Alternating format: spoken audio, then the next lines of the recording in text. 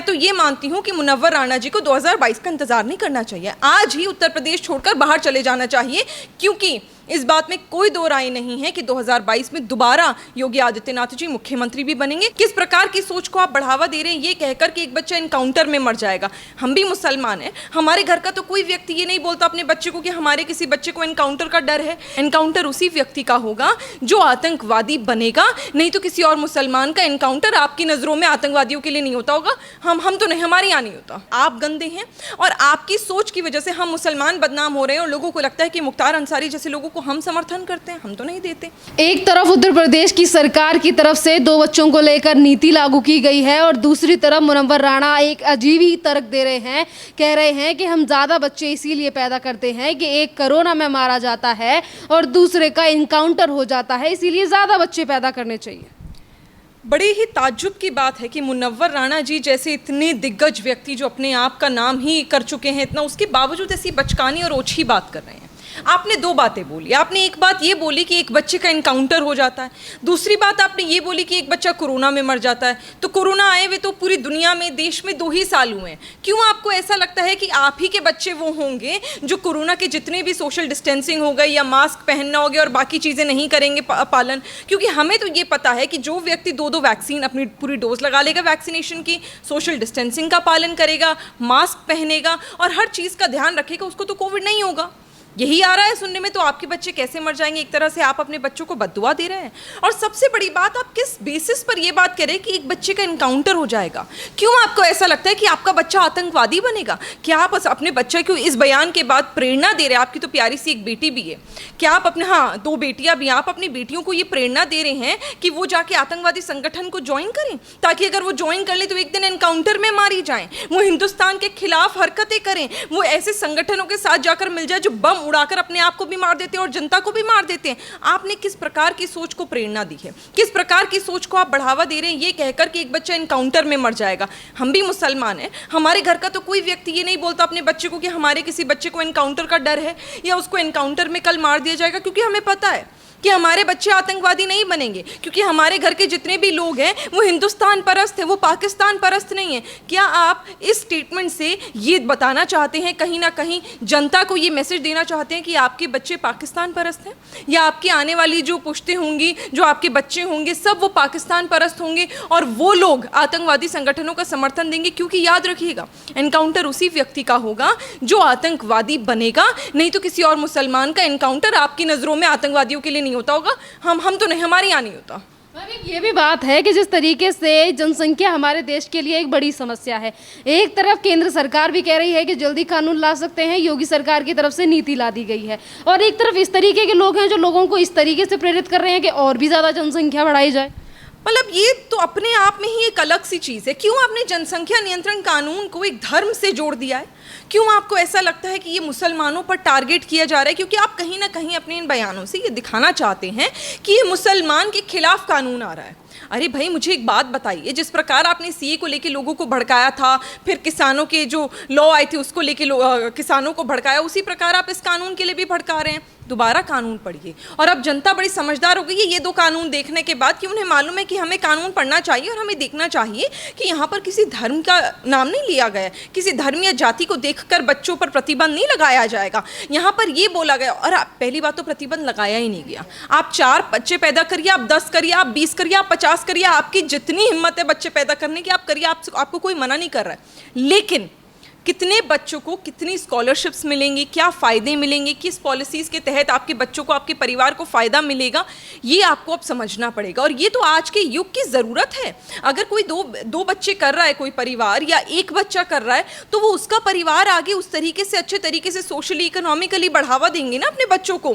पढ़ाई लिखाई कराने में गरीब व्यक्ति को आसानी होगी, सरकारी नौकरी मिलने में आसानी होगी। जितनी भी स्कॉलरशिप्स हैं, जो बेटियों के लिए 1 लाख की स्कॉलरशिप है, बेटों के लिए 80,000 की स्कॉलरशिप है, वो लेने में आप लोगों को फायदा होगा। बच्चों की पढ़ाई आगे आप पढ़ा पाएंगे, हायर स्टडीज आप दे पाएंगे, जो कई बार गरीब जनता नहीं दे पाती। तो आपको ये क्यों लग रहा है कि ये सिर्फ और सिर्फ एक धर्म को मद्देनजर रखते हुए किया गया है? क्योंकि आप ही जैसे लोगों को दिक्कत है, बाकी किसी हिंदू या मुसलमान को कोई दिक्कत नहीं है। पहली बात और आखिरी बात, प्रतिबंध नहीं लगाया गया है। आप जितने मर्जी बच्चे पैदा करिए, लेकिन अब आपको देखना है कि आपके लिए, आपके परिवार के लिए और आपके बच्चों की ज़िंदगी के लिए क्या बेहतर है। आज ये कह रहे हैं कि एक बच्चा जो है वो इनकाउंटर में मारा जाएगा, दूसरा कोरोना से। अभी कुछ दिन पहले कह रहे थे कि मुख्तार अंसारी को योगी सरकार चुनाव आने से पहले जेल में मरवा देगी।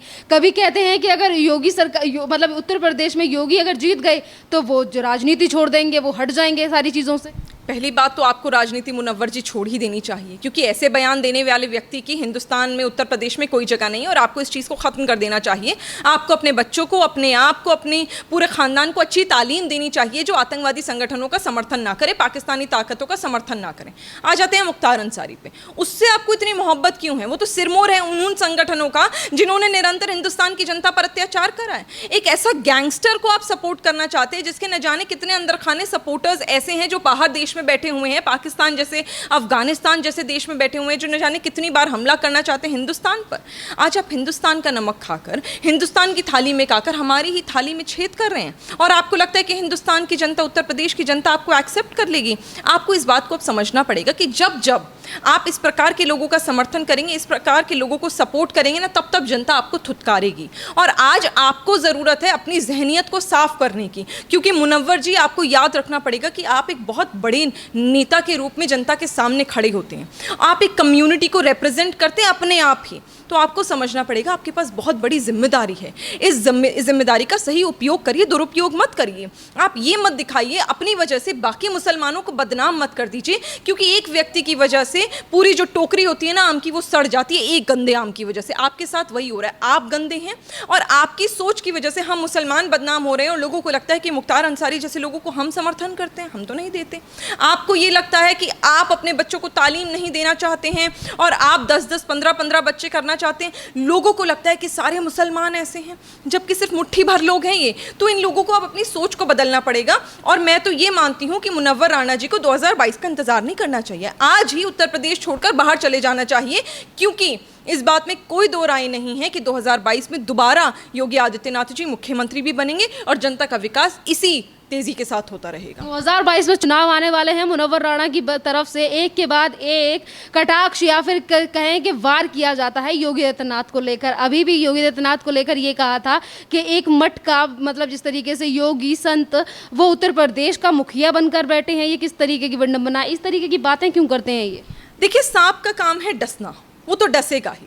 आज उनका यही काम है, वो सांप बनकर रह गए। उन्हें मालूम है कि यहाँ उत्तर प्रदेश में किसी और पार्टी का, किसी और नेता का अब कोई दीन दुनिया उन लोगों की रही नहीं है। उनके पैरों तले ज़मीन खिसक गई है, क्योंकि जो जनता के लिए मोहब्बत, जनता के दिलों में जो योगी आदित्यनाथ जी के लिए मोहब्बत वो देख पा रहे हैं, बस जनता को दिखा नहीं रहे हैं, वो अलग ही लेवल की है। वो उन्हें समझना पड़ेगा कि योगी आदित्यनाथ जी ने जो काम करा है, जो उन्हें मालूम भी है, मुनव्वर जी को ऐसा नहीं है कि वो नादान दो साल के बच्चे हैं, दूध पीते बच्चे हैं, जिन्हें मालूम नहीं है कि जनता के लिए कितना विकास हुआ है। जिस प्रकार से, जिस तेज़ी से उत्तर प्रदेश में काम हुआ है, योगी आदित्यनाथ जी ने काम करा है, उस काम को देखते हुए सपा के सारे नेता, कांग्रेस के सारे नेता, मुनव्वर राणा जी जैसे लोग, इन लोगों के पैरों तले जमीन खिसक गई है। और ये आप उल जलूल बयान दे रहे हैं, आज नहीं तो कल आपको ये समझना पड़ेगा। और बहुत देरी, 6 महीने 7 महीने की बात है, उसके बाद तो चुनाव आ जाएंगे, उसके बाद दोबारा योगी जी आ जाएंगे, उसके बाद ये फिर गायब हो जाएंगे। ये ऑल ऑफ अ सडन क्यों एक्टिव हुए हैं? ये सारे प्रोपोगेंडा सेट करने। अभी तक तो मुनव्वर राणा का 2 दिन पहले तक तो कोई नाम नहीं सुना था हमने। इतने दिनों से गायब थे ये, टीवी से इनकी पूरी फैमिली गायब थी, बेटियां इनकी टीवी से गायब थी। एक महिला इनकी जो बेटी हैं वो आती भी हैं टीवी पे, मेरे साथ डिबेट भी करती हैं, वो भी टीवी से गायब थी, ये खुद टीवी से गायब थे। ऑल ऑफ अ सडन इनके क्यों ऐसे बयानबाजी आ रही है? सिर्फ इसलिए सब सेट किए जाती है। ये सब प्यादे हैं, पार्टियों के प्यादे हैं जो ऑपोजिशन के रूप में खड़े कर दिए जाते हैं, जिनका अपना कोई वजूद नहीं है। और इस प्रकार के उल जलूल बयान इनसे दिलवाए जाते हैं ताकि जनता को ये बरगला सकें। पर इन्हें याद रखना पड़ेगा कि जनता मासूम, ऐसी बेवकूफ़ नहीं है। ऐसे हम लोगों को बरगलाना और बेवकूफ़ बनाना अब आप नहीं कर पाएंगे, क्योंकि जनता ने अपनी आंखों से काम देखा। और जब खुली आंखों से काम दिखता है ना, तो काम के नाम पर वोट पड़ता है, ना कि नाम के नाम पर वोट पड़ता है। आपको लगता है मुनव्वर आपका नाम है तो आपके नाम पर वोट पड़ेगा? ऐसा नहीं है। 2019 में भी मोदी जी के लिए जब मुसलमान महिलाएं आकर लोकसभा में, उत्तर प्रदेश की महिलाएं आकर जब चुनाव के लिए उन्होंने वोट दिया था, तब उन्होंने प्रमाण दिया था कि दोबारा 2022 में जब चुनाव लड़ेंगे योगी जी, तो हम उन्हें भी दोबारा मुख्यमंत्री बनाएंगे और मुसलमान का मतदान हम देंगे। मुसलमान का आपने नाम लिया, जनता की तरफ से ये भी सवाल उठ रहा है कि आने वाले चुनावों को लेकर मुनव्वर राणा और उनकी तरह तमाम और जो लोग हैं वो हमेशा इस तरीके की बातें क्यों करते हैं कि कोई भी जो नीति लाई जाती है, योगी सरकार हो या फिर मोदी सरकार, उसकी तरफ से वो मुसलमान के हक में नहीं होती। ये तो मैंने कहा ना, प्रोपोगेंडा सेट किया गया है। आप जितने भी लॉज आते हैं, आप सारे बिल पढ़कर देखिए ना, सारे आप लॉ पढ़कर देखिए, कहीं पे भी जाति और धर्म का जिक्र नहीं होता। तो आप ही को क्यों लगता है कि ये आप ही के लिए लाया गया है? जब सीए का कानून आया था और बोला गया था कि जितने भी घुसपैठिए उन्हें निकाला जाएगा, तो आपको क्यों लगा था आपके लिए? कहीं ऐसा तो नहीं कहीं आप घुसपैठिए हैं और आप हिंदुस्तान में इलीगल तरीके से रह रहे हैं और आपको डर लग गया, इसलिए आपने बाकी जनता के कंधे पर बंदूक रखकर चलाई? यही हुआ यहाँ पर जनसंख्या नियंत्रण में।